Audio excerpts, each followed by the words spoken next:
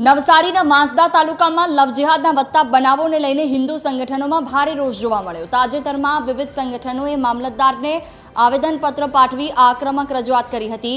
આવેદનમાં આક્ષેપ કરવામાં આવ્યો કે વિધર્મી યુવકો સોશિયલ મીડિયા પર ફેક આઈડી બનાવીને ખોટી ઓળખ આપી આદિવાસી અને હિન્દુ સમાજની દીકરીઓને પ્રેમ જાળમાં ફસાવી રહ્યા છે। માંસદા ટાઉનમાં લાંબા સમયના પ્રેમ સંબંધના કિસ્સાને પગલે લોકોમાં રોષ ફાટી નીકળ્યો।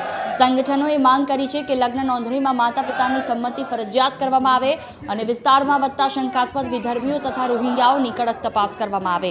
આ ઉપરાંત સ્કૂલ ટ્યુશન જતી દીકરીઓની સુરક્ષા માટે પોલીસ પેટ્રોલિંગ વધારવાની પણ માંગ કરાઈ છે।